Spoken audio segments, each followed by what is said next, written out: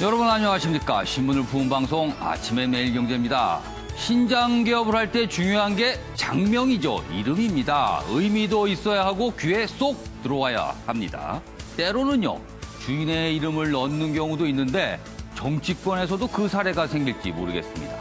안철수 신당 이야기입니다. 일단 가칭을 안철수 신당이라고 정했는데 웬만한 자신감이 없이는요, 주인 이름이 들어간 장명 쉽지 않을 것 같은데요. 그렇게 가칭으로 줬다고 합니다. 그런데요, 반응은요, 중요한 건 반응이죠.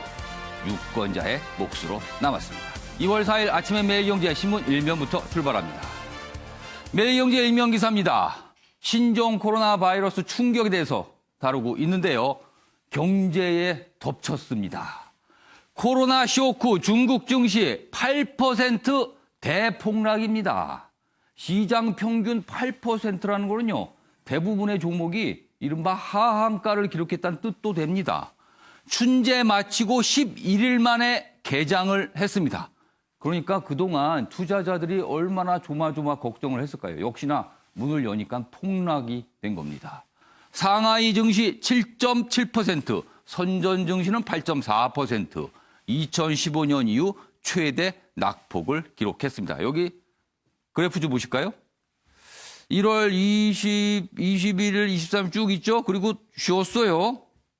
여기입니다. 뚝 떨어졌습니다. 열자마자. 자, 오늘 중국 증시 역시 주목을 받고 있습니다. 자, 이번엔 조선일보 보겠습니다.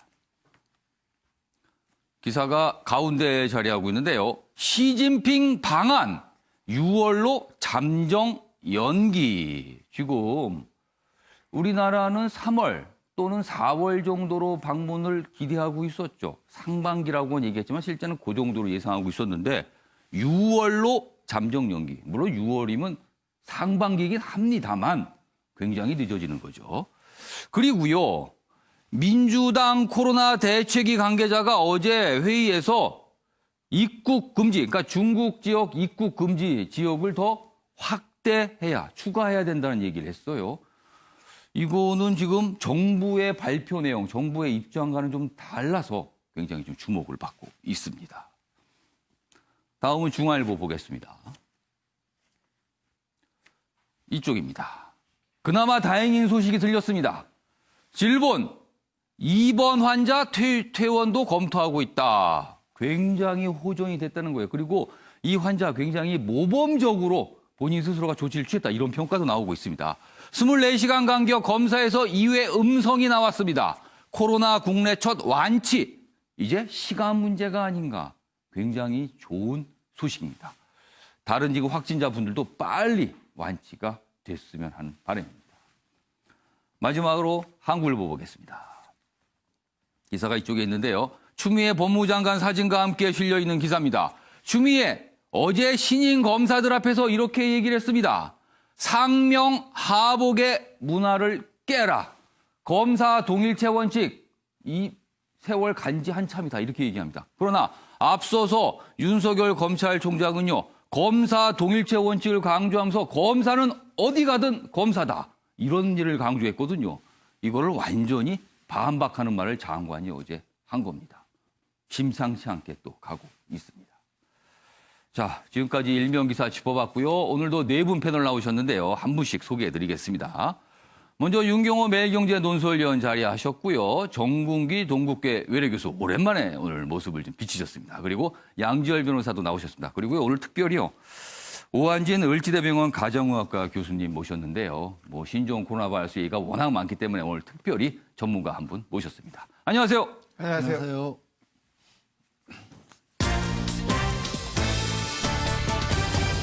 오늘 다룰 주요 이슈들을 정리했습니다. 아침을 여는 키워드 4가지 키워드가 준비되어 있습니다. 사스를 넘었다. 그렇습니다. 중국의 경우 지금 사망자와 확진자 수준이요, 사스 2003년 사스 단계를 이미 지났습니다. 심각해지고 있습니다. 그리고요, 두 번째 키워드는요, 주한 중국 대사 오늘 기자들을 불러서 어떤 발표를 할 예정인데요. 오전 10시로 예정돼 있습니다. 아마도 우리 정부를 향해 중국 지역 추가적으로 입국 금지를 안 해줬으면 좋겠다. 이런 뜻을 밝힐 것으로 예상되는데 오늘 발언이 주목되고 있고요. 세 번째 키워드, 이제 멈출 때다. 이렇게 얘기하면서 어제 불출마 선언을 하신 분이 있습니다. 마지막 키워드는요. 다윗 전략입니다. 지금 한국 땅에서 이런 얘기가 나오고 있습니다. 자, 오늘 네 가지 키워드로 내용을 정리했고요. 네.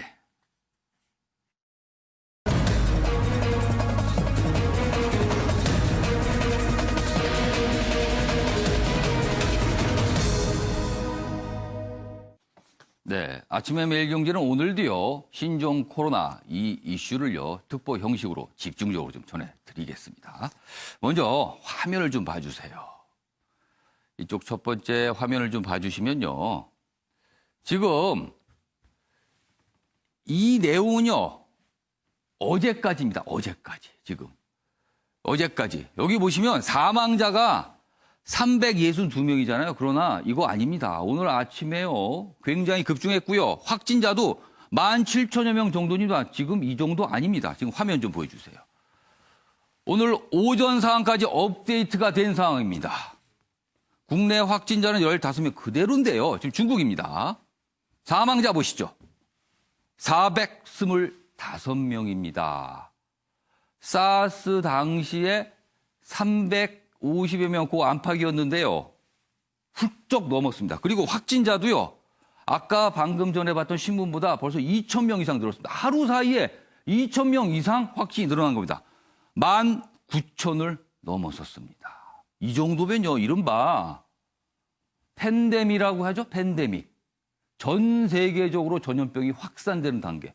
점점 걱정스러운 상황으로 좀 가고 있습니다. 자, 그럼요. 첫 번째 기사부터 좀 보겠습니다. 첫 번째 요 기사들은요, 시청자 여러분께서 좀 알아두시면 좋을 겁니다. 과연 많은 분들이 이런 말씀을 하세요. 신종 코로나 바이러스 감염과 기존의 독감, 이거 뭐 어떻게 구별할 수 있는 거다. 증상 봐서 알 수 있는 거 아니냐. 너무 모호한 거 아니냐. 이런 말씀들 하시거든요. 저희가 좀 설명해 드리겠습니다. 먼저 여기 보면 초기에는요, 독감처럼 기침, 그리고 미열, 근육통, 이렇게 단계를 간답니다. 그러니까 처음에 감기를 좀 독한 감기 걸리시면 처음에 기침하고 열나고 온몸이 막 이렇게 쑤시고 아픈 증상 있잖아요. 비슷하답니다. 그런데요, 확진 뒤에는요, 고열, 구토, 심한 복통, 이거는 달라지는 겁니다. 그러니까 그래서 이 초기에는 많은 분들이 기침하고 열 좀 나네, 뭐 감기 아니가 이렇게 생각하시는데 이게 점점 심각해질수록 강하게 된답니다. 보겠습니다. 이게 의학논문에 실린 신종 코로나 관련 증상에 대한 설명인데요. 자, 미국 1번 환자 우한에서 귀국 후 이튿날 37도를 체열을 기록했어요. 기침이 심해지고 심한 피로감에 병원에 갔는데 격리 치료 중에 고온이 된 겁니다. 39도를 넘어섰습니다. 그러니까 초기에는 사실 별거 아닌 증상이 나타난답니다. 그래서 많은 분들이 나는 아니겠지 이렇게 판단하시지만 요즘은요, 기침하고 열이 좀 있으면 일단 의심하는 게 안전할 것 같습니다. 이 내용이 지금 실려 있고요. 다음 기사도 보겠습니다. 2번 환자의, 이 기사 말고요. 앞선 기사가 있습니다. 증상을 나타내는 기사 좀 보여주세요. 네, 여기 있습니다. 신종 코로나 초기 증상 비교적 가볍다. 그렇습니다. 처음에는 가볍게 느껴져요. 근데 갑자기 아픈 독감과는 다르다. 자, 그럼 독감과 신종 코로나 어떻게 달라지는지를 여기 설명한 건데 이렇습니다.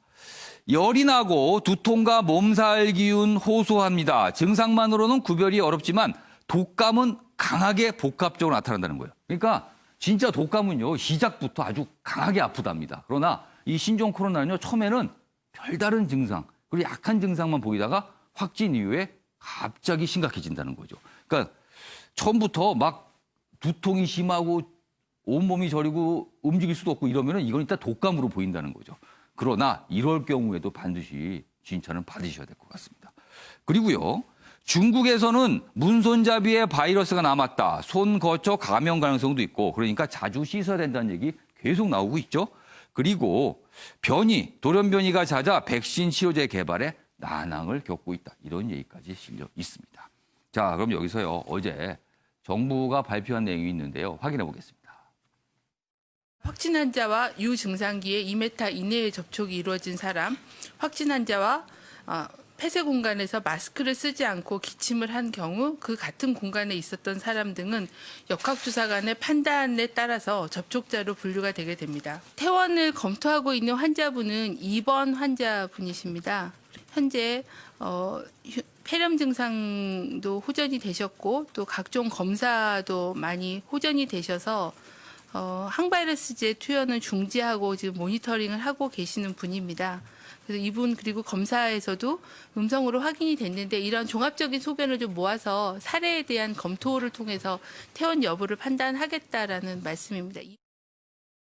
네, 사실 어제 정부 당국이요, 중앙사고 대책본부, 중수본 이렇게까지 나옵니다. 사고 수습본부 이렇게 해서 매일같이 브리핑을 하고요. 굉장히 많은 질문이 나옵니다. 그러나 시청자 여러분께서 아직까지 좀 알쏭달쏭한 부분들이 좀 있어요. 그래서 오늘 전문가 모셨으니까 그 부분에 대해서 좀 질문 좀 드릴게요. 자, 오한진 교수님. 네. 먼저 신종 코로나와 독감. 제가 기사를 소개해 드렸는데 그럼에도 불구하고 아직도 좀 알쏭달쏭합니다. 네. 어떻게 구별됩니까? 독감은 처음 시작부터 아주 고열이 납니다. 예. 아주 심한 열이 나기 때문에 예. 해열제를 써도 절대 가라앉지 않는 아주 강력한 발열이 시작되거든요. 그러면 예. 온몸이 아픈 증상이 나타나기 때문에 예. 신종 코로나와는 많이 다르죠. 신종 코로나는 처음에는 그냥 일반적인 감기 같은 증상이 나타나기 예. 때문에 독감과는 확연히 구별되고 그냥 감기 걸렸구나 이렇게 생각하는 경우가 많습니다. 예. 그러니까 갑자기 열이 나면서 몸이 너무 아프고 머리가 예. 아픈 이런 증상이 나타나면 독감을 먼저 의심해 볼 필요가 있고 그게 아니고 그냥 일반적인 감기를 걸렸나 보다 정도의 증상이 예. 있다면 코로나 바이러스를 먼저 의심해 볼 필요가 있습니다. 그러면 이제 이런 거군요. 사실 독감도 물론 독감 때문에 사망하시는 분이 전 세계적으로 있어요. 그렇지만 그럼요. 이 치사율 측면에서는 사실 독감은 비교할 게 아니죠. 사실 신종 코로나가 훨씬 더 높습니다. 물론 네. 낮다는 평가도 있지만 그 절대적인 값을 보면 굉장히 높거든요. 그러나 초기에 신종 코로나는 가볍게 시작을 하다가 심각해지는 거고요. 맞습니다. 독감은 처음부터 좀 많이 아프지만 이거는 치료를 또 거의 할 수 해결되는 있는 거고요. 약도 있으니까요. 네. 그 차이점이 있군요. 어차피 이 코로나 바이러스라는 것은 예. 호흡기 감염을 유발하는 것이기 때문에 예. 기침, 감기, 그다음에 가래 같은 호흡기 질환 그 증상과 발열을 동반하면서 예. 두통이나 이 통증을 같이 예. 유발하는 겁니다. 어제 정부가 발표한 내용 중에요. 자가격리 대상자 요 설명을 하면서 기존까지는 유증상자로부터 2m인가요? 네. 1m인가요? 1m 이내에 있으면 이거 자가격리를 해야 된다는데 어제 이 기준을 2m로 좀 더 확대를 했거든요. 네. 이건 무슨 의미입니까, 그러면은? 우선 이제 우리가 기침을 할 때 예. 입에서 튀어나오는 비말, 이 이제 침방울이라고 하죠. 예. 이것이 아무리 빠른 속도로 나온다고 해도 보통 3피트, 즉 1m를 넘어가기가 좀 어렵습니다. 하지만 이 비말 중에는 굉장히 작은 비말들도 있습니다. 이것들은 바람의 영향을 받거나 하면 조금 더 멀리 갈 수가 있기 때문에 그래서 한 2m 정도로 조금 더 늘린 것이 아닌가 이런 생각이 듭니다. 그러면은 비말 중에서 그 입자가 굉장히 작은 거, 이른바 이렇게 스프레이로 뿌렸을 때 정도 아주 에어로졸 작은 이렇게 에어로졸. 얘기를 하는 것들. 그럼 이게 그거는 좀- 날아갈 수 있다, 더 네, 멀리. 그렇습니다. 그러니까 어제 정부의 발표는 그런 것까지 감안해서 좀 더 이 간격을 두겠다 이런 뜻이군요. 그러면. 네, 그렇게 볼 수 있습니다. 그러면은 유증상자, 그러니까 확진자하고 2m 안에서 혹시라도 대화를 좀 하셨거나 식사를 하셨거나 이렇게 생각하시는 분들은요. 자가격리를 하셔야 된답니다. 자가격리. 네. 그러니까 스스로 굉장히 조심하셔야 돼요. 자, 요 질문도 좀 드릴게요. 지금 중국에서요, 이른바 이 신종 코로나 바이러스가 대소변에서도 발견될 수 있다. 그러니까 대소변을 통해서 전파가 될 수 있다. 이거는 또 다른 심각성이 있을 것 같아요. 만약 이게 맞다면요. 이거는 어떻게 보세요, 가능성을? 지금 현재 이제 대소변에서 예. 신종 코로나 바이러스가 발견이 된 거죠. 이 환자분의 분변에서 이제 예. 발견이 된 건데 이것들이 이제 우리 몸으로 다시 오려면 어차피 증발을 하거나 다시 한번 이 공기 중으로 나와서 우리 예. 호흡기를 통해서 들어오는 수밖에 없거든요. 예. 그러니까 분변에 나왔다고 분변을 우리가 먹는 것도 아니고 만지는 것도 아니기 예. 때문에 이게 어떤 식으로든 휘발이 되거나 날라서 우리 호흡기를 통해서 감염될 수 있다 이런 뜻이지 예. 그 분변이 물을 타고 온몸을 뭐 다른 데를 돌아다니면서 감염시킬 수 있다 이런 의미는 아닙니다. 그런 뜻은 아니고. 그러니까 네. 대소변이 혹시 이제 물을 타고 이른바 수인성 전염병을 얘기하는 것 같은데 만약에 연상이 되는 게 네. 그런 경우는 아니라는 겁니까? 네, 대부분의 바이러스들은 이제 막 물을 만나면 이제 예. 없어집니다. 사라지고요. 특히 이제 우리가 잘 알던 독감 바이러스, 예. 신종플루 이런 것들은 물을 만나면 그냥 터져버립니다. 그렇기 때문에 너무 걱정하실 필요는 없을 것 같습니다. 그 정도까지 걱정할 건 아니다. 네. 일단 바이러스가 이제 검출이 됐으니까 그게 혹시라도 또 어떤 이 사람의 전막을 공기를 통해서 네네. 그 걱정이군요. 알겠습니다.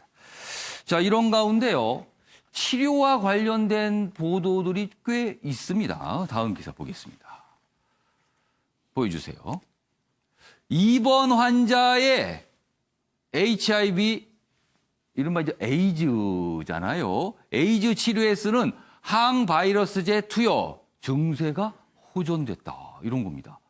그러니까 지금 이 신종 코로나 바이러스는 백신도 없고 치료제도 없다고 돼 있어요, 지금요. 그런데 에이즈 치료약을 쓰니까 뭔가 좀 효과가 있다. 이런 게 됩니다.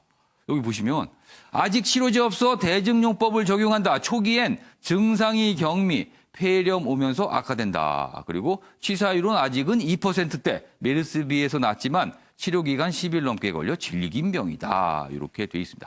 대증용법이니까요. 이게 근본적 치료는 안 되고 증상을 좀 가라앉히는 거지만 뭔가 이 에이즈 치료 요거 가능성이 있다. 지금 이렇게 거론되고 있어요. 자, 이것도 좀 오한지 교수님께 질문 좀 드릴 텐데 태국에서는 에이즈 치료제와 독감 치료제를 섞어서 혼합 치료제를 썼는데 뭐 완치가 됐다. 이런 보도도 나오고 있거든요. 이거는 어떻게 된 얘기입니까? 뭐 가능성이 없는 건 아닌 것 같고요. 예. 왜냐하면 항바이러스제이기 때문에 바이러스를 예. 일단 해결하는 약제잖아요. 독감도 바이러스고 독감 약제도 바이러스를 해결하는 약제이기 때문에 예. 이 두 가지가 지금 신종 코로나 이 바이러스에 영향을 줄 수 있고 어떤 식으로든 사멸시킬 수 있는 그런 기회는 있는 겁니다. 예. 그렇기 때문에 이런 것들을 사용해서 만약에 지금 신종 코로나 바이러스를 완전히 사멸할 수 있다면 대단히 획기적인 방법이 될 수 있는 거고요. 예. 일시적으로 이런 환자분들한테 감염되신 분들한테 사용해 볼 수 있다는 거죠. 그러니까 지금 사실은 중국 아까 보셨지만요. 사망자가 400명고요. 확진자 거의 2만 명입니다. 근데 이런 분들 지금 알려지기로는 마땅한 치료제가 없어서 힘들다는 얘기 있는데 이런 게 만약에 통한다면 이거는 굉장히 큰 소식일 수도 있습니다.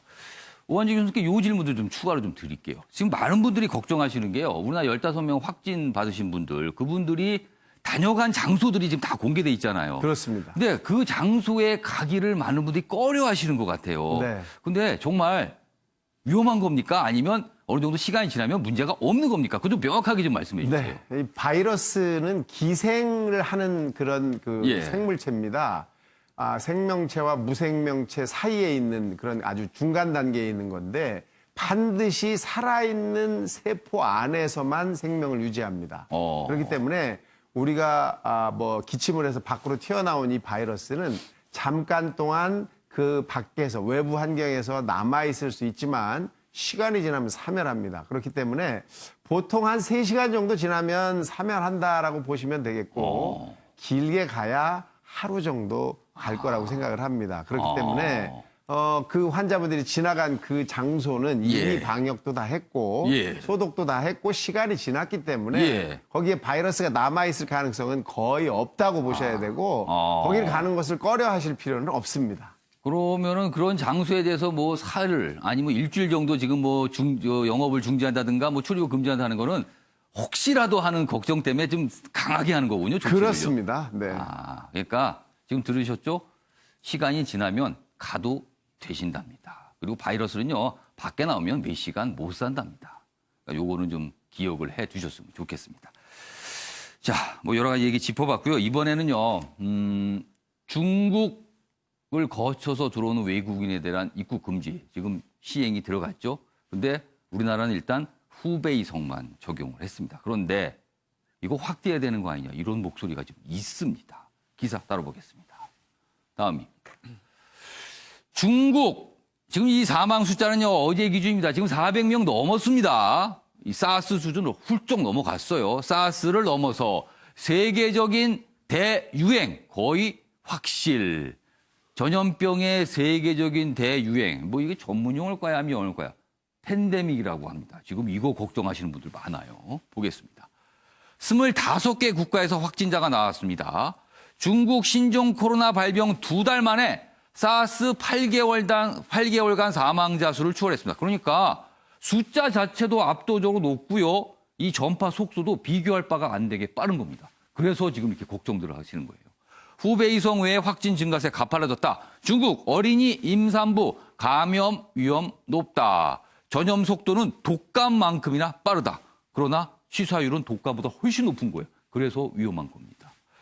그런데요, 지금 미국 언론들은요, 중국에서 오늘 기준으로 2만 명에 육박한다는 그 확진자 숫자를 내놨잖아요. 그런데 서방 언론을 중심으로요, 실제 감염 10만 명 넘을 것이다. 이런 얘기가 나옵니다. 왜냐하면 확진 자체를 받지 못한 사람이 있을 수도 있고, 그리고 중국 정부에서 내놓은 통계에 대한 불신이 아주 강하기 때문에 이런 얘기가 여전히 나오고 있습니다. 관련 기사 하나 더 보겠습니다. 보시죠. 다음입니다. 중국 사망자, 역시 이거는 업데이트가 안 돼 있는 숫자입니다. 사스 넘어서 이렇게 돼 있는데요. 사망 축소 의혹 제기. 중국 내에서도 지금 이거 뭔가 또 숨기는 거 아니냐. 여태 숨겨서 이를 키우더니 또 숨기는 거 아니냐. 이런 얘기가 나오고 있습니다. 여기 보면 시신을 담을 자료가 부족하다. 이런 얘기가 나오고요. 황강시의 경우 심각하다. 제2의 우한이 될 우려가 있다. 그리고 이런 여러 가지 증언들이 언론 통해서 나오는 거 보면요. 실제 병원에서 사망자가 많이 있는데 그런 거에 대해서 얘기를 안 하고 있다. 뭐 이런 얘기가 나오고 있어요. 사실 많은 분들이 그냥 괴담이길 바라고 있습니다만 그동안 지금까지 중국 당국이 보여온 그런 태도를 보면은요. 전혀 배제할 수 없다. 지금 이런 지적도 있는 상황입니다. 자, 이렇게 좀 심각하고 있죠? 중국 상황은요. 다음 기사 보겠습니다. 우리에 관한 얘기입니다. 북한, 러시아 국경 폐쇄에 이어 홍콩도 육로 차단, 그리고 홍콩 내에서 의사들이요, 시위를 하고 있습니다. 그 의료인들이요. 중국인들 들어오는 걸 완전히 막으라고. 자, 그런데 한국만 중국 눈치 보기, 매일경제는 이렇게 다루고 있습니다. 내용 보시면 이런 또 이게 혼란이 있었어요. 중국 여행 자제해서 철수 공고로 사냥을 한다, 이런 내용의 자료가 나왔는데 불과 4시간 만에 없었던 일로 그냥 검토입니다. 이렇게 또 얘기를 번복한 거예요. 그러니까 뭡니까 도대체 이렇게 물어보게 되는 겁니까?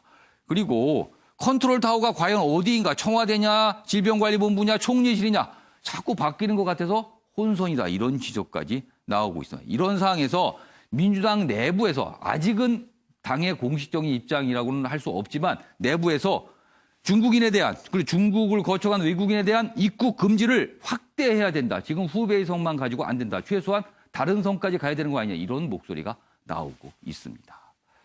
자, 그럼 여기서요. 저희가 관련 영상 확인해 보고 이어가겠습니다.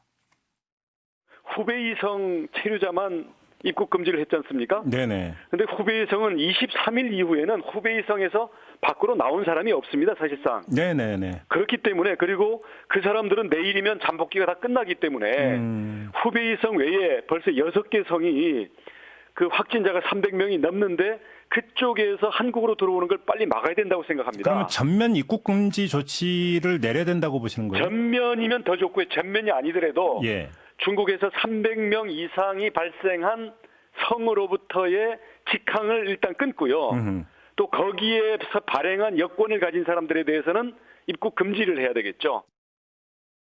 네, 원희룡 제주지사 진정이 다급한 목소리 같아요. 어제 라디오에 출연해서 얘기한 건데 전면 금지면 더 좋겠다. 그렇지만 그게 아니라면 최소한 확진자가 많이 나오는 중국의 성 일부라도 추가적으로 금지해야 되는 거 아니냐. 이런 요구였습니다. 윤경우 의원님, 이 입국 금지 확대하는 부분 어떻게 생각하십니까? 방역이 먼저냐 외교가 먼저냐 이런 예. 고민이겠죠. 그리고 우리는 인접국이라는 것 때문에 사실은 예. 더 고민을 많이 해야 되는 예. 겁니다. 미국으로 들어오는 중국인들을 후베이성, 그러니까 중국을 방문한 전력이 있는 미국으로 들어오는 사람들을 차단을 하겠다 하니 예. 무사증 입국을 지금은 중단시켰습니다만 제주에 와서 2주 동안 일종의 기간 세탁을 한 다음에 가려는 사람들이 늘 것이다 이런 우려가 나왔잖아요. 예. 이제 그런 점에서 우리도 다른 나라들이 하는 만큼은 따라간 거 전 적절했다고 봅니다. 예. 문제는 지금 더 강화할 거냐 말 거냐인데. 예, 그 얘기입니다. 자, 지금. 무증상 감염이라든지 예. 또는 잠복기 감염이라든지 이런 거에 대해서 질병관리본부 그다음에 WHO 예. 그리고 미국의 CDC 예. 입장들이 다 다를 정도이니 지금 상황에서는 예. 문재인 대통령도 얘기했던 과한 선제적인 대응이 필요하다는 쪽으로 자꾸 가는 게 아닌가. 예. 그래서 당장의 확산을 예. 막으려면 예. 한시적인 조치라는 전제하에 예. 예. 입국 금지를 확대하는 것도 검토를 할 타이밍이 아닌가. 저는 처음에는 예. 무작정 입국 금지, 국경을 예. 봉쇄를 하면 예. 미입국이 있을 수밖에 없고 예. 미입국으로 들어온 보균자, 확진자가 그렇죠.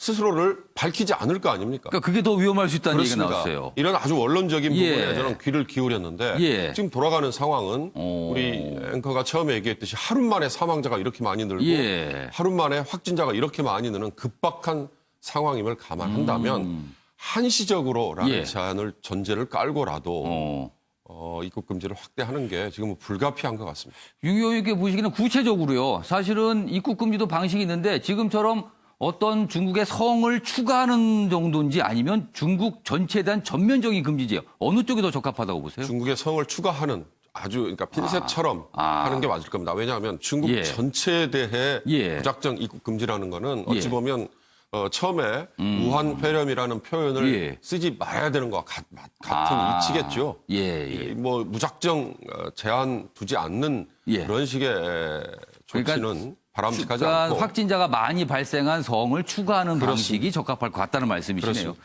정군기 교수님께서는 어떻게 생각하세요? 예, 저는 그 윤 의원님 말씀하신 대로 예. 한시적이라고 전제를 달더라도 예. 전면적으로 그 입국을 금지하는 게 어떤가. 일단 하는 중국 생각이 전체에 대한 전면 금지. 예, 예. 아. 물론 부담이 있죠. 뭐 예. 청와대나 문재인 대통령의 그 예. 고충을 모르는 건 아닙니다만은 예. 우리가 이제 무역 규모가 중국하고 거래가 26%입니다. 그러니까 뭐 중국이 없으면 우리 경제가 안 돌아간다는 그 정도 상황인데도 불구하고 예. 생명이 먼저 아니겠습니까? 그렇다면은 후베이성 체류자만 갖고는 부족하다는 거죠. 저는 한 두 가지 정도로 생각해 보는데 예.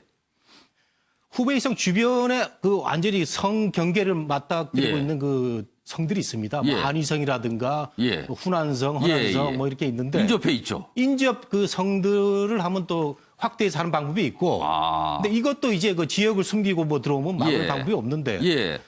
입국 목적 뭐 이제 관광 같은 경우는 저는 전면 그 금지를 했으면 좋겠고요. 정말 뭐 무역이라든가 국가 예. 외교라든가 이런 긴급한 예. 그 인적 교류만 허용을 하는 그런 그 두 가지 목적에서 시행됐으면 좋겠고 예. 의원님 말씀하신 대로 한시적이지만 이거 우리가 지금 이제 한 사흘째 확진자가 안 나오는데 예. 상황이 좋아지면 바로 그 해제할 수 있도록 그런 그 향후 대책을 가지고 있으면서 뭐 오늘 내일쯤 예. 전면적으로 확대하는 게 어떠냐 이런 생각을 좀 해봅니다. 지금 중국 내부에 뭐 성이 많잖아요. 그러니까 후베이성 말고요. 저장성, 뭐 광둥성 이런 데는 수백 명 단위 이제 확진자가 지금 확인되고 있거든요. 그래서 만약에 약간 단계적으로 중국의 입국 금지 대상인 중국의 성을 추가한다면 그런 곳이 좀 물망에 오르고 있긴 합니다. 자, 오한지 교수님. 네. 요 입국 금지 지금 후베이성에 대해서만 적용이 되고 있는데 사실 이 부분도 좀 지적이 나오고 있는 게 물론 후베이성에서 발급한 여권을 갖고 있는 분은 거기는 후베이 출신이기 때문에 이건 당연히 금지를 한다는 게 맞는데 외국인의 경우요. 후베이성을 다녀갔다 다른 곳에 왔다 우리나라 들어온 경우가 있거든요. 그거는 확인할 방법이 없는데 방법은 그렇답니다. 비행기 티켓을 발권할 때 제가 후베이성 들렸습니다라고 얘기를 하거나 우리나라 들어올 때 이제 검역 그 서류를 쓰잖아요. 거기에 제가 후베이성을 뭐 최근 14일 들려왔습니다. 이게 써야지만 알 수 있다거든요. 근데 만약에요. 속이면 모른답니다. 물론 속이면 나중에 처벌당할 수 있다는 얘기하지만 속이고 들어오는 걸 막을 방법 없기 때문에 이거는 입국자의 선의에 맡길 수밖에 없는 상황이라는데 이건 조금 뭔가 강화될 필요가 있는 거 아닐까요?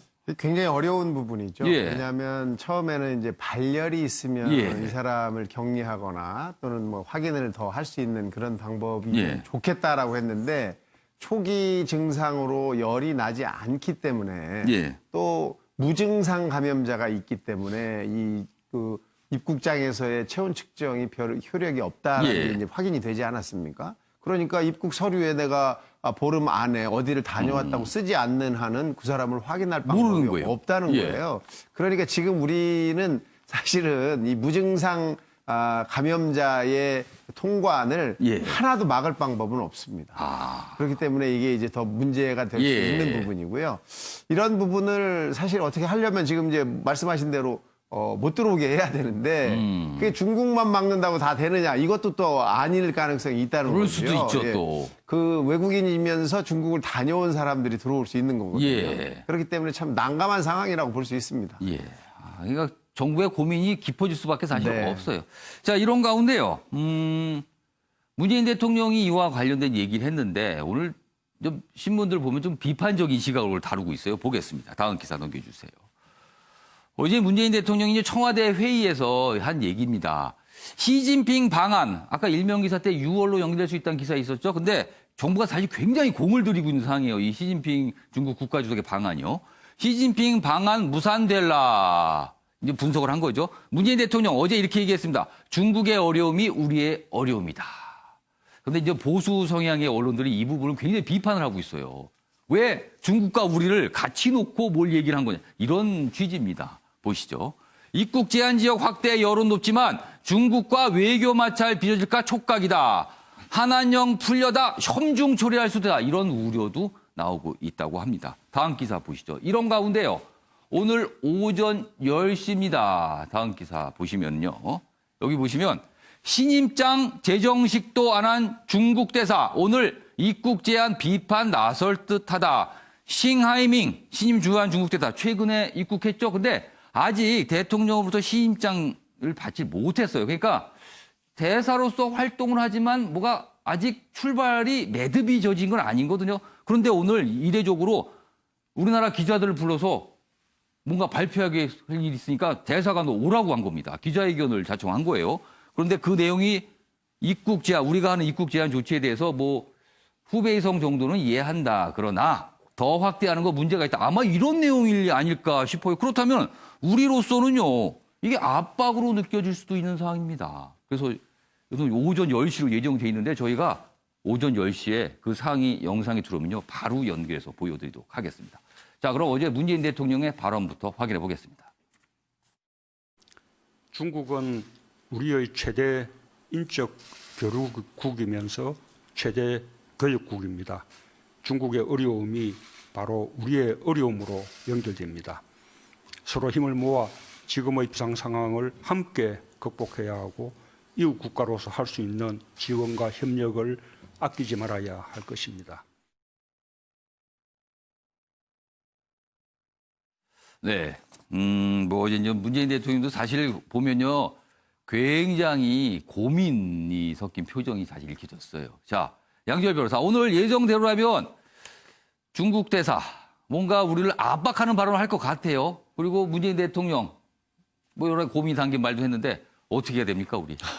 그래서 문재인 대통령으로서는 사실 이제 사드 사태로 인해서 빚어졌던 아직까지도 영향을 끼치고 있는 한한령 같은 것도 없애고 또 사실 이제 시진핑 주석의 방안에 대해서 여러 가지 기대할 수 있는 게 우리가 앞으로도 이제 중국과의 경제적인 문제뿐만 아니라 좀 신마리를 찾기 어려운 북한과의 관계에서도 시 주석의 도움이 굉장히 절실한 상황이었거든요. 그 상황에 어떤 난제가 터진 그런 상황입니다. 다만 지금 어쨌든 국제적으로도 일부 중국에 대한 일종의 뭐 교역 금지라든가 사람에 대한 입국 금지라 이런 조치들은 취해지고 있는 상황이라서 그 정도까지 가는 데까지는 무리는 없을 것으로 보입니다. 다만 뭐 유감 표명 정도는 있겠죠. 근데 여기서 더 선제적인 어떤 조치를 하기는 힘들 거예요.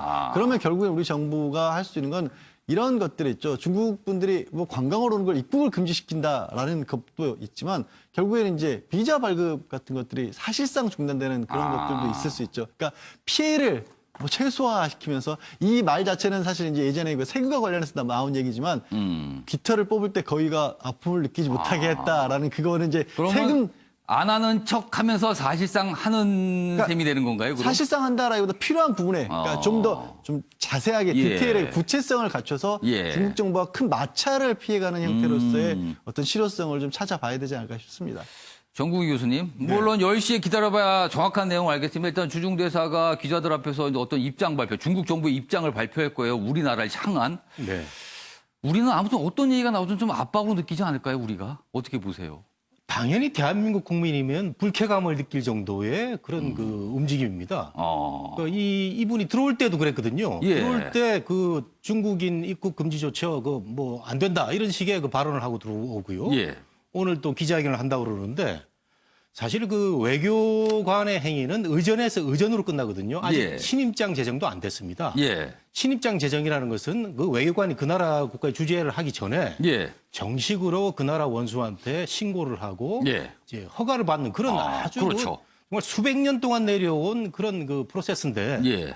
그거를 무시하고 지금 오늘 아침에 그 기자회견을 한다 이런 그 행위를 하고 있는 건데요. 예. 중국이 강대국이라고 하지만 예. 이런 행위는 너무 지나친 것 같고요. 우리나라가 이제 그 강대국 사이에 끼어서 예. 이런 사례가 또 있습니다. 그 지난번에 해리스 미국 대사가 예. 여러 가지 뭐 방위비 관련 문제 해가지고 노골적으로 그 멘트를 해가지고 예. 우리 국민들한테 분노한 적이 있는데 저건 너무 지나친 것 같고 예. 그다음에 이 중국 대사의 발언도 문제가 있지만 저는 어제 예. 그 문재인 대통령 예. 어제 뭐 그런나마 뭐 적절하게 대처를 한 발표라고 보는데 예. 어제 그 대통령 말씀에 부득이한이란 그 형용사가 있었습니다.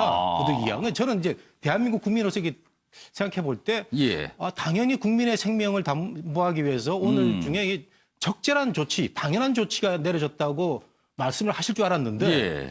부득이한 조처가 내려졌다고 해서 이건 누구를 그 의식을 하고 말씀을 하신 건가 봐. 제가 이제 그 의식을 예. 하는 거죠. 중국을 의식한 게 아닌가. 제가 이해가 갑니다. 예. 중국과의 교역이 26%가 되고 예. 교류가 뭐 정말 그 많은 그런 양국 사이인데 저만 해도 당장 3월 달부터 외국인 학생들을 가르쳐야 되는 그런 상황이거든요. 그래서 그런 점에서 대통령이 예. 그 말씀 또 중국 대사의 저런 예. 얘기 참 조금은 아쉽다 이런 느낌이 듭니다. 자, 싱하이밍 중국 대사 사항에서는 여기 좀 설명이 돼 있군요. 여기 보면 여기 신임장입니다. 이런 어떤 대사가 어떤 국가에 파견이 되면 그 신임장을 들고 오거든요. 자, 신임장 사본은 외교부에 제출을 했어요. 그러나 정본, 이게 중요한 겁니다. 정본은 문재인 대통령에게 제출해야 되는데 아직 제출이 안 한 상태입니다. 그러니까 신임장 제출도 아직 없는 상태에서 이렇게 기자회견을 한다. 뭐 이런 부분에 대한 내용도 여기 담겨 있습니다. 아무튼 오전 10시에요. 서울 명동에 있는 주한 중국 대사관 연결해서 영상이 들어온 대로 확인해 드리도록 하겠습니다. 자, 이번에는요. 다음 이슈 보겠는데요. 제목으로 확인해 보겠습니다. 보시죠. 윤석열 거둔 추미애. 이렇게 어제 얘기를 합니다. 검찰 상명 하복 박차라. 신임 검사들 앞에서 이렇게 얘기한 겁니다. 과연 이게 어떤 의미일까요? 기사 보겠습니다. 다음 기사 넘겨주세요.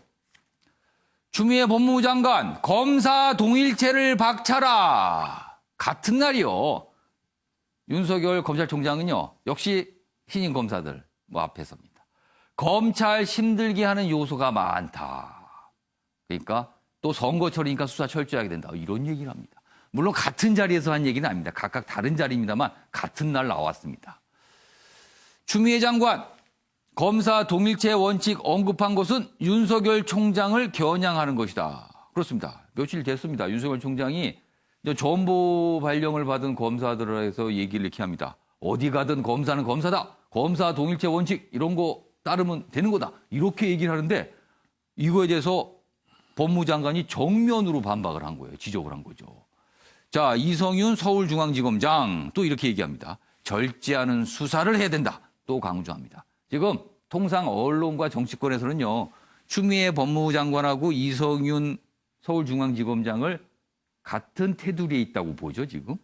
그리고 그 반대쪽에 윤석열 검찰총장이 있다고 봅니다. 윤, 정권 관련 수사 고충을 토로한 듯하다. 헌법에 따라 오직 국민 위에 일해야. 헌법과 국민을 얘기했습니다, 검찰총장은요. 이런 상황입니다, 어제가요. 다음 기사 하나 더 보겠습니다. 추미애 신임 검사들의 상명하복 문화 박차고 나가라. 이렇게 얘기를 했습니다. 여기 보시면 또 이런 얘기를 해요. 요 신임 검사들 앞에서 얘기한 게 끝난 뒤에 법무검찰개혁위 회의가 있었는데 거기서 이런 얘기를 합니다. 검찰 장관 지위 아직 실감 못하는 듯하다. 이거는 굉장히 의미심장한 말. 검찰 지휘하는 게 장관인데 그거 아직 실감 못하는 듯합니다라고 검찰에 얘기를 한 거예요. 그 부분이 여기 자세히 소개돼 있습니다. 여기 보시면 이렇습니다. 요 아랫부분입니다. 법무부가 최고 지휘 감독권자에서 감찰권이나 사무보고 등 지휘 방법과 수단이 있는데 검찰이 아직 그것을 실감 있게 받아들이는 분들이 아닌 것 같다. 뭔가 예고를 하는 듯한 분위기입니다. 이 얘기는요. 자, 그럼 여기서요. 추미애 장관의 어제 발언 확인해 보겠습니다. 검사 통일체의 원칙은 15년 전 법전에서 사라졌지만 아직도 검찰 조직에는 상명하복의 문화가 뿌리 깊게 자리 잡고 있습니다. 여러분은 그것을 박차고 나가서 각자가 정의감과 사명감으로 충만한 보석 같은 존재가 되어 국민을 위한 검사로 빛날 수 있도록 최선을 다해 주시기 바랍니다. 검사 동일체 원칙 사무화된 지 한참이다. 박차고 나가라. 그리고 국민을 위해서 일하라. 이렇게 얘기했고요. 어제 같은 날 윤석열 총장은 헌법과 국민이라는 얘기를 하면서 수사에 고충이 많다. 이런 얘기를 한 겁니다. 이게 뭔가 대치하고 있죠. 자, 권상이사 평론가. 추미애 장관의 발언. 이게 윤석열 검찰총장에 대한 어떤 감찰 예고입니까? 어떻게 의미를 보셨어요? 글쎄요, 감찰이라는 단어를 참 자주 쓰는 것 같아요. 예. 법무부 장관으로 지금 임명된 지 한 달이 조금 넘었습니다. 예. 근데 지금 추미애 법무부 장관이 뭐 인사 대학살이라는 언론의 표현까지 나오지 않았습니까? 예. 뭐 윤석열 총장의 뭐 수족을 다 잘라내다시피 해서 사실 중간 간부 인사 때만 해도 6명만 남겨달라. 이런 부탁도 거절당했죠. 그래서 지금 어쨌든 팩트 체크하자면 예. 승자는 추미애 장관입니다. 예. 그리고 지금 감찰 이전에 뭐 지휘, 권한, 아까 앵커께서 말씀하셨지만 이런 단어를 상당히 자주 사용하거든요. 예. 근데 그 지휘와 권한을 검찰이 또 검찰총장이 모르겠습니까? 근데 이런 단어를 계속 쓰면 쓸수록 예. 추미애 장관 이미지는 상당히 좋지 않아요. 이게 굉장히 권위주의가 부활한 그런 느낌을 주거든요. 예. 그리고 또 그 이전에도 예. 제 명을 거역했다라는 지금 시대에 맞지 않는 발언을 하지 않았습니까? 그렇습니다.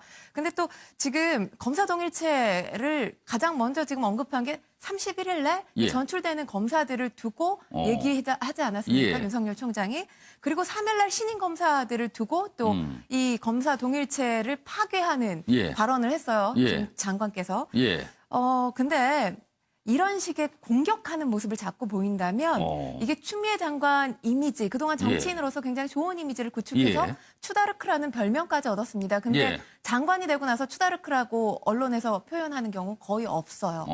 그만큼 이미지가 굉장히 안 좋아졌거든요. 근데 이런 공격하는 모습을 자꾸 예. 보이면 보일수록 예. 윤석열 총장에 대한 이미지는 상승합니다. 왜냐하면 뭐 그 반증으로 봤을 때 예. 뭐 어저께 이 윤석열 총장 대권 최근 주자로 여론조사가 나왔죠. 그렇죠. 갑자기 부각이 됐어요. 본인의 예. 의지와는 무관하게. 예. 그게 바로 그럼에도 불구하고 버티는 모습이 국민들한테 호감도 상승되는 거거든요. 그래서 저는 예. 지금 검찰 인사를 통해서 예. 한번 굉장히 크게 공격을 하지 않았습니까? 예. 윤석열 총장을. 예. 그러면 공격을 또 하더라도 저는 쉬는 포인트를 분명히 가져야 된다고 생각해요. 이 상태에서 예. 자꾸 공격한다면 본인이 명의론 얘기하지 않았습니까? 예. 여기저기 찌르는 건 명의가 아니라 예. 환부를 제대로 도려내는 게 예. 명의라고 임명되는 날 얘기했어요. 근데 지금 이런 식의 공격하는 모습은 본인도 명의가 아니라는 걸 보여주는 것밖에 안 되기 때문에 예. 추미애 장관 이제는 좀 본인의 이미지 관리해야 될 때라고 생각합니다. 자, 양지열 변호사. 추미애 장관이 취임하면서 일단 검찰에 경고를 좀 몇 차례 했고요. 그 이후에 검찰 고위직 인사를 했습니다. 그리고 그 이후에 중간 간부 인사까지 이루어졌고 이제 발령이 다 됐습니다. 그런 상황에서 저런 얘기를 신임 검사들 앞에서 한 거예요. 검사 동일체 원칙 이전 깨고 박차고 나가라. 그거 없어진 지가 언제인데 아직도 그런 얘기나 이런 취지였어요. 자, 그걸 보니까 이제 남은 거는 감찰권 행사다. 이렇게 분석이 나오는 거거든요. 당연히 언론에서는요. 이 가능성 어떻게 보세요? 근데 저는 제 언론에서 좀 너무 폭을 좁게 보시는 것 같습니다. 아, 좁게 봤어요? 무슨 얘기냐면 아. 사실은 예. 말씀하신 것처럼 검사 동일체 원칙이라는 게 왜 나왔냐면 예. 그러니까 원래 검사는 독립적 관청입니다. 한 사람 한 사람이 우리 시청, 군청 하듯이 한 사람 한 사람이 그런 권한이 있는 그렇죠. 거예요. 근데 그렇게 중구난방에 달다 보면 안 되니까 예. 검찰총장을 정장으로 하나로 딱 묶어놓은 겁니다. 그런데 과거에는 어떤 식으로 검찰이 운영되냐 아시겠지만 검찰총장이 겸청이었고 그다음에 법무장관도 주로 검사 출신이었고 그게 청와대 민정 라인으로 연결되는 그런 예. 구조에서 정권이 그렇게 딱 뭉쳐져 있는 검사들을 한 손에 쥐고 있는 구조였어요. 그래서 그게 오히려 검사 독립을 해친다는 거였고 예. 근데 그런 부분을 깨면서 이제 검찰 제도 개혁하면서 그런 부분을 깨려고 시도했던 것이 이미 노무현 전 대통령 때 있고 그때 그래서 검사 동일체도 법적으로 없앴고요. 예. 그래서 근데 그렇게 똘똘 뭉쳐놔서 힘을 행사했던 주요 포인트가 뭐였죠? 검찰의 직접 수사였습니다. 그러니까 직접 수사를 없애게 되면 예. 동일체 원칙이랑 또 별 의미가 없어져요. 예. 그러니까 우리 법원은 동일체라는 얘기 안 나오잖아요. 각각 개별 사건들에 대해서 처리하는데 무슨 동일체가 그러니까 필요하겠어요? 뭐 판사 동일체 원칙 이런 건 없네요. 없잖아요. 그러니까 예. 이게 수사에서 공판으로 가면 또 검사 동일체부터 가짜 다 없어지는 겁니다. 예. 그러니까 그런 식으로 해서 이 틀을 완전히 바꾸는 작업 중이고 예. 그동안에는 그래서 아까 말씀드렸듯이 검찰이 그런 식으로 운영이 됐기 때문에 법무부 장관이 감찰하거나 지휘한다는 의미가 별로 없었어요. 예. 어차피 사실은 법무부와 검찰이 떨어져 있다는 얘기 생각이 안 들 정도로까지 같이 움직였으니까. 예. 근데 그거를 바꿔나가는 거니까 이게 뭐 감찰을 한 해 만에 검사 동일체 원칙을 깨냐 그런 좁은 개념하에 나온 건 아니고요. 검사 동일체가 하나에서 딱 하나만 마지막으로 짚어드리면 신인 검사들 사이에서 저 말씀하신 게 참 의미가 있는 게 예전과 지금의 이제 검사 문화가 달라진 것들 중에 하나가 일단 검찰의 숫자도 늘어났고 대표적으로 기수 문화라고 하는 것들이 많이 죽어가고 많이 없어져 가고 있고 또 법학전문원 대학원 출신들이 들어가면서 예전과 같이 상명하복이 자리 잡은 그런 검사 문화도 많이 없어져 가고 있는 거거든요. 그러니까 그 방향이 맞다. 그러니까 신임 검사들도 그런 식으로 과거에 옛날 선배들이 했던 정말 뭐 사수와 조수 간에 꽉 틀어 잡혀 있는 그런 검사 문화 이제 깨 나가라. 이런 얘기를 그 큰 틀에서 지금 한 거고요. 예. 그런 의미에서 할 수 있는 게 지휘감독과 관련해서 나오는 게 감찰인데 이제 우리 언론에서도 자꾸 그 예전의 검찰, 법무부 예. 이걸 생각하시니까 갈등 관계, 대립 관계 좀 좁게 보시는 것 같아요. 지금 전면적인 제도 개혁 하에서 이루어지는 일입니다. 참 이게 어렵습니다. 사실은요. 윤 의원님, 누가 너무하다. 이거 좀 사실 이런 질문이 참 쉽지가 않습니다. 이게 이 사안을 두고는 완전히 갈려져 있거든요. 그래서 누가 너무하다 이 질문을 제가 드리긴 하지만 답변이 쉽지 않을 것 같은데 일단 어떻게 생각하세요? 예, 검찰 개혁 그리고 사법제도 전반의 개혁이라는 큰 그림에서 예. 보자면 예. 지금 이 장면만 딱 잘라서 예. 봐서는 안 된다. 검찰의 역사가 다 맞물려 있는 것이다. 예. 지금 우리 양지열 변호사 잠깐 얘기하셨지만 과거의 검찰의 구조는 검찰의 권력과의 관계 예. 그리고 뭐 여러 현안에 대한 대처는 검사 동일체라는 얘기를 굳이 하지 않아도 일사불란하게 움직였고 예. 정권의 입맛에 맞춰서 움직였던 게 사실이죠.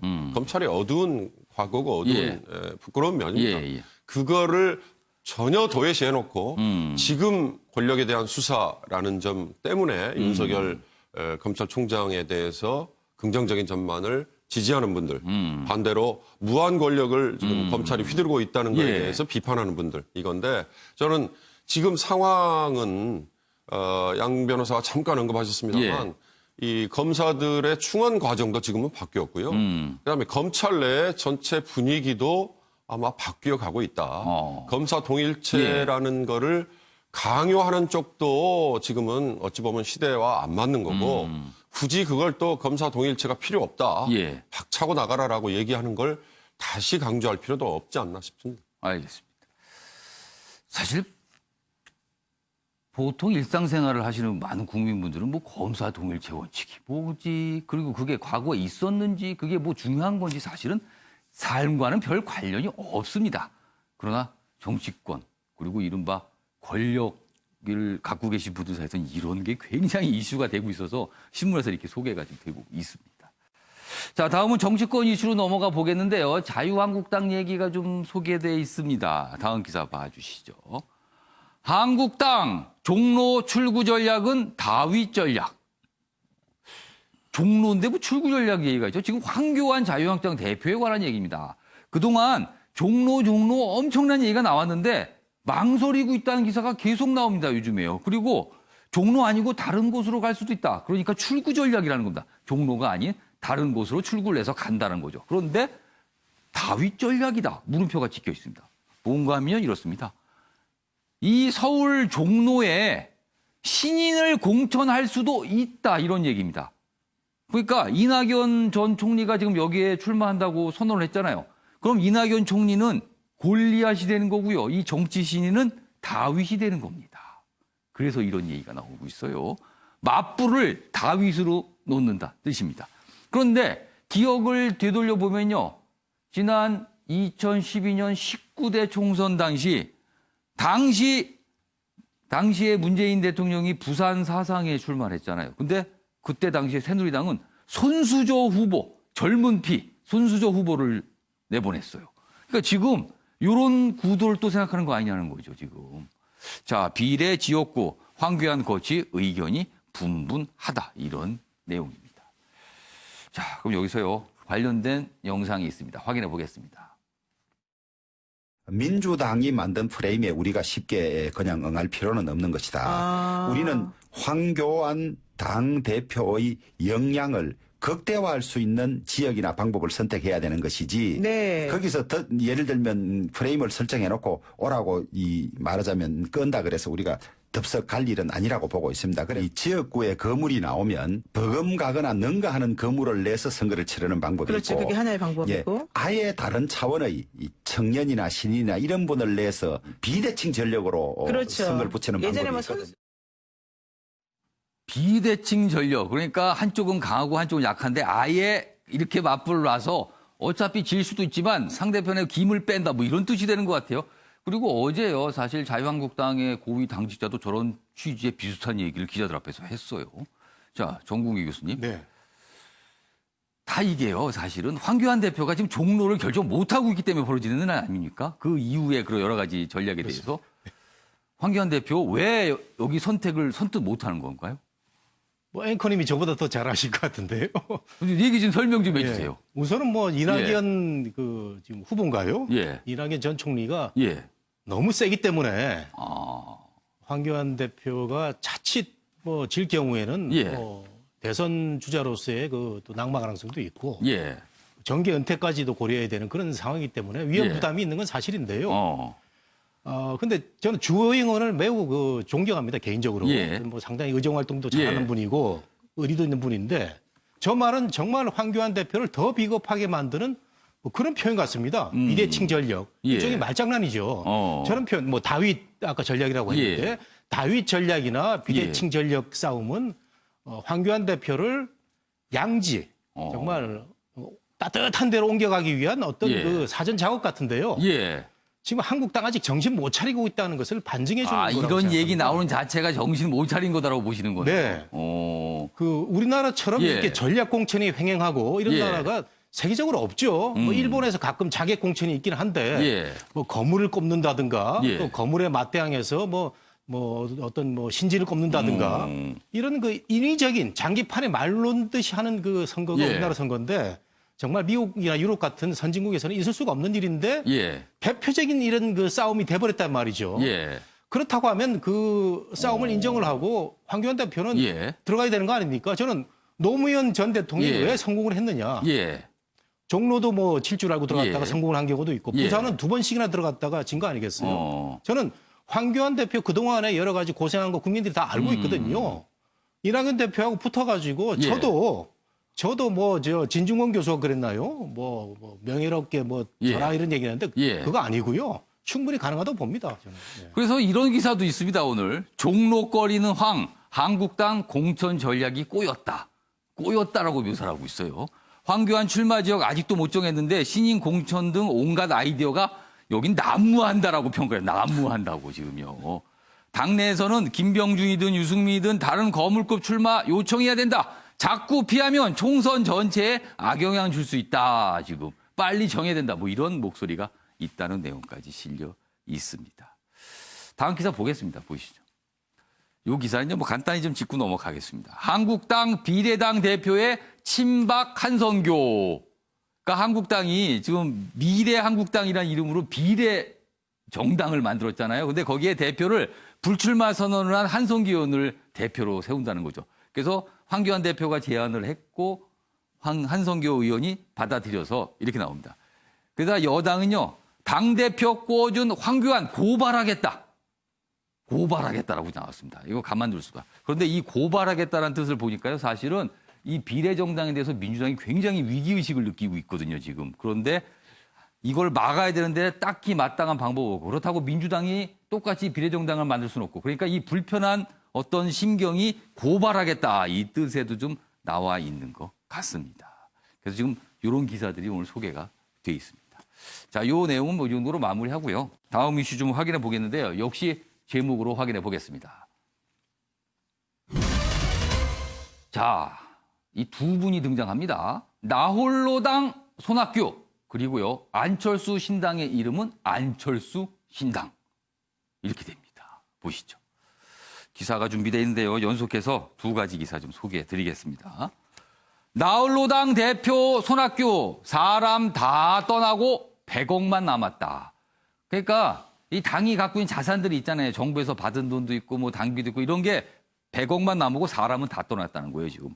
최근에 유승민 계가 떠났죠. 그리고 안철수 의원 탈당했죠. 남은 게 당권파인데 당권파도 지금 반대 들고 있어요. 호남계 등 당권파도 탈당 저울질. 최고위회에서 비서실장도 불참했다. 그러자 손 당직자 근무 태반 묵과 못한다. 일부에선 연동형 비례대표제 이 선거제 믿고 저러는 건가. 이런 겁니다. 지금 물러나라는 소리가 몇 번째 나오고 있는데 이렇게 있다는 겁니다. 자, 이번에는요. 다음 기사는 안철수 전 대표 기사입니다. 안철수 신당 명칭 안철수 신당으로. 제목을 읽어보니까 좀 이상하네요. 그러니까 여기는 통상 그래 안철수 대표가 만드는 신당이 뭐냐. 근데 명칭이 안철수 신당이라는 거예요. 당명에 실제 사람 이름이 들어간 건 처음이다. 그동안 뭐 친박연대 있었지만 그거는 앞에 성만 들어갔잖아요. 근데 여기는 이름이 다 들어간 겁니다. 안철수 측 선관위에 유권해서 의뢰했다. 총선 뒤에 국민공모로 당명 정할 것이다. 이거는 가칭입니다. 설명했지만 참 보기 드문 현상입니다. 자, 그럼 여기서요. 관련 영상 연속해서 보겠습니다. 오늘 사무총장, 부총장, 비서실장의 출근하지 않았습니다. 당의 최고 핵심 실무자들이 당권 투쟁의 일환으로 출근을 거부하는 것은 심히 유감스러운 일입니다. 총선 준비에 여념이 없어야 할 지금 정무직 당직자의 근무 태만은 묵과할 수 없는 일입니다. 당이 어려울수록 힘을 모아야지 분열의 길로 나가면 안 됩니다. 곧바로 복귀하지 않으면 총선 준비를 위해서 적절한 대응을 할 것입니다. 네, 양결 변호사. 이 당명이요 안철수 신당. 뭐 유권해석 선관위에서 유권해석해서 글쎄요 뭐 문제 제기를 할지 어떨지 모르겠습니다만 네. 안철수 신당이란 당명 어떻게 보셨어요? 일단 선관위에서 과거에 친박연대가 예. 나왔었을 때 예. 특정인의 사람을 떠올리게 만드는 정명은 부적절하다라는 정도의 의견을 낸 적이 있었습니다. 그러면 이번에도 부적절하다 할 수도 있는 거네요. 그때보다 더 심해졌잖아요. 사실 사람 이름이 그때만 해도 친박연대였지. 박근혜 연대 이렇게는 나오지 예. 않았지 않습니까? 예. 근데 안철수 신당이라고 하는 그런 이름이 나왔는데 예. 사실 두 가지 생각이 떠올라요. 그러면 예. 이 안철수, 그러니까 정당이라고 하는 민주주의 국가에서 어떤 이념을 가진 사람들 그리고 그 이념들을 지지하는 정치 색깔을 가진 사람들의 모인 사람들의 집합인데 예. 안철수라는 이념은 과연 무엇일까라는 생각이 하나가 들고요. 두 번째는 그 정당이 가지고 있는 안철수 지금 뭐 신임 아직 대표라고 표현을 쓰긴 이르죠. 전 의원 같은 경우에는 새로운 정치를 끊임없이 말씀을 하셨습니다. 근데 새로운 정치를 끊임없이 말씀하셨는데 우리가 과거의 정치에 관해서 생각해 봤을 때 예전에는 뭐 총재 시절 이럴 때 있지 않습니까? 인물 중심으로 사람들이 모였었잖아요. 예. 그분이 내세우는 정치적 이념이나 뭘 어떤 국가의 방향이나 이런 게 아니라 근데 새로운 정치를 하시겠다 하면서 왜 과거에나 통하던 얼굴 내미는 걸 쓰셨을까? 이게 또 모순인 것 같기도 하고 좀 그렇네요. 그러니까 과거 모습이다 이렇게 지적을 해주신 거예요. 여기 만평이 좀 하나 있는데 좀 봐주세요. 제목이 줄줄인데 여기 안철수 전 대표이죠. 여기다 안철수 당 이제 신당이 됐습니다. 줄줄이 따라나갑니다. 그런데 손학규 대표가 그걸 보면서 뭔가 당황한 듯 땀을 흘리죠. 그러면서 이렇게 합니다. 너는 다 계획이 있구나. 이렇게 얘기합니다. 그리고 바른미래당 배가 지금 기우뚱하고 있는 상황입니다. 권상희 평론가. 지금 뭐 안철수 신당 얘기해줬는데 손학규 대표 지금 무슨 생각을 하고 있는 걸까요? 글쎄요, 그런 얘기가 있죠. 지금 당에 예. 사람은 하나도 없어요. 근데 정치가 혼자서 할 수 있는 게 아니잖아요. 예. 조직이 있어야 정치를 할 수 있는 건데 지금 뭐 바른미래당 같은 경우는 사람이 다 떠나갔다는 건 조직이 남아있지 않고 손학규 대표하고 당명만 남아있는데 여기에 이제 플러스 알파가 바로 이 당의 자산. 100억이 예. 남아있다고 예. 하죠. 그래서 이 100억 때문에 이 돈 때문에 남아있는 게 아니냐라는 관측까지 나오고 있어요. 그야말로 지금 뭐 손학규 대표 이 정치인으로서 굉장히 오랜 동안 활동을 하신 분인데 지금 용두사미의 정치인이 됐어요. 사실 신망받았던 그런 정치인 아닙니까? 예. 과거의 그 어떤 영광이 다 사라지고 있습니다. 정치인이라면 예. 귀를 열 줄 알아야죠. 입만 열면 안 됩니다. 나 사퇴 안 한다고 했어요. 저 지금 기자들 앞에서 계속 일관되게 얘기하는 게 그렇고요. 예. 사퇴를 하더라도 사퇴에 대한 조건이 계속 있어요. 결국엔 나는 사퇴 안 하겠다는 거고 예. 그러다 보니까 남아있는 돈 100억이랑 연관지어서 해석할 수밖에 없는 거거든요. 예. 이미 지금 예. 떠난다고 하더라도 떠나는 뒷모습이 아름답지는 않습니다. 근데 더 붙잡고 있다가는 예. 그야말로 독불장군이라는 낙인이 찍혀서 정치 예. 생명을 마감할 수 있다는 거 예. 손학규 대표가 지금은 자각해야 될 때가 아닌가라는 생각이 듭니다. 정국희 교수님. 네. 안철수 전 대표 그리고 손학규 대표 각각의 앞으로 총선을 향한 정치적인 운명이랄까요? 네. 전망 좀 해주신다면 어떻게 보세요? 뭐 손학규 대표는 예. 지금 뭐 비례라도 몇 석 건져보자. 또 아까 우리 평론이 예. 말씀하신 대로 재산이 있으니까 예. 후위를 도모하자 이런 것 같은데 예. 그러기에는 너무 늦었다고 생각이 되고 한때 우리 기자들이 가장 좋아하는 정치인이 손학규 대표였습니다. 정말 개혁적이고 정말 멋진 분이었는데 이렇게 망가지는 모습이 정말 예. 안타깝고요. 예. 안철수 신당은 안철수 전 의원은 왜 이렇게 망가지고 있을까라는 생각을 드는데 지금 모습이 망가진다라고 평가를 예, 하시는 예. 거네요. 양지열 변호사님이 말씀하신 대로 사람 이름이 들어간다는 자체는 정치에 권위주의가 들어간다는 얘기거든요. 그렇기 때문에 친박연대도 굉장히 우스운 그런 당이었는데 예. 결국 박근혜라는 사람한테 기대어가지고 표가 이렇게 나왔고 예. 제가 정치학을 이렇게 공부해봐도 네, 정우 교수님, 예. 잠깐만. 저희가 예고인 대로 지금 싱하이밍 주한 중국 대사 오늘 기자회견 예정돼 있거든요. 지금 영상이 바로 들어왔습니다. 바로 보시죠.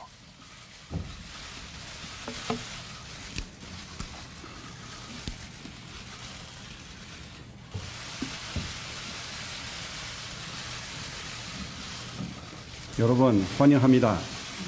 저희 대사관에 찾아오신 모든 기자분들 환영의 말씀드리고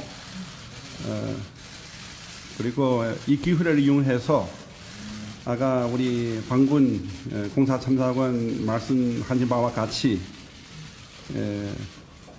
이번 사태 관련된 중국 측이 취한 조치들을 설명해 드리고자 합니다. 우선 감사를 드리고 제가 시작하겠습니다.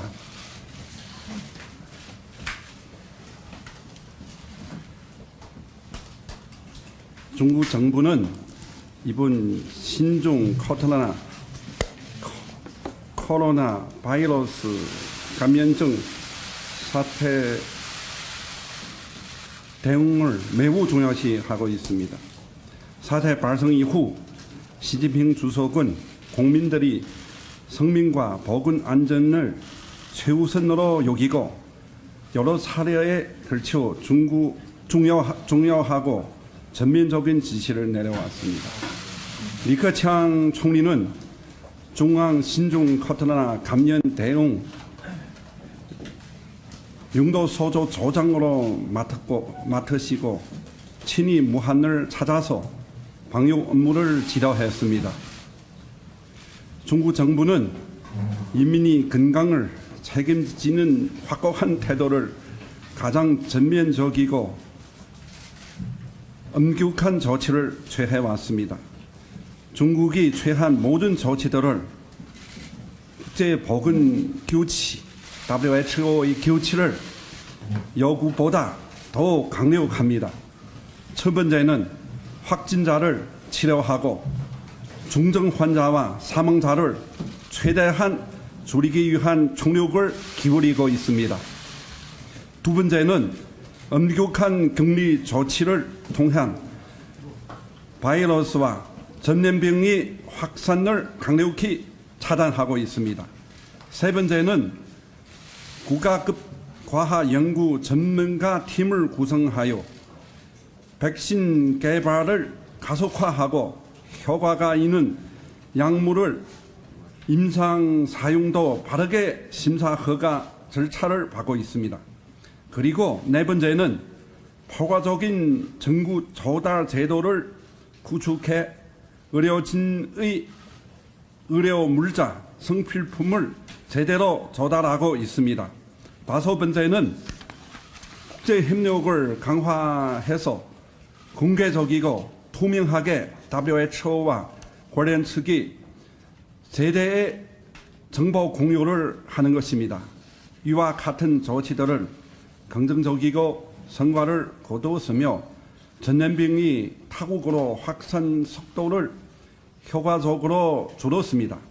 이로써 중국 국민이 안전과 건강을 지킬 뿐만 아니라 세계 공중보건 사업에도 기여하고 있습니다. 지금은 감염 확산 방지에 있는 가장 관건적인 시기입니다.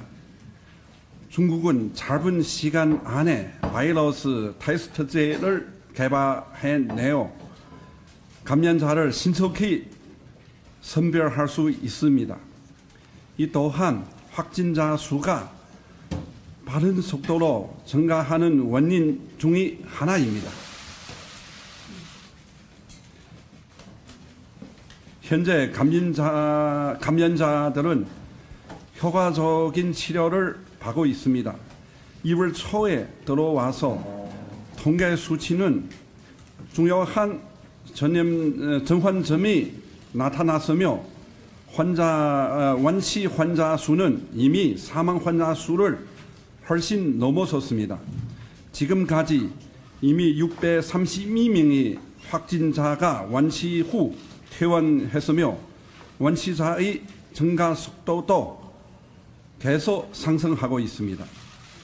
중국이 강력하고 효과적인 전염병 차단 조치를 취하기 때문에 지금 다른 나라의 전염병 상황이 비교적 가벼운 상태이고 해외 확진 환자 수도 전체 확진 환자 수의 1%도 안 됩니다. 159명의 외국 감염자들 중에 사망 환자는 1명밖에 없고 그 바로 필리핀으로 간 중국 무한 국민입니다. 감염 상태는 예방과 통제, 치료가 모든 가능한 상태입니다.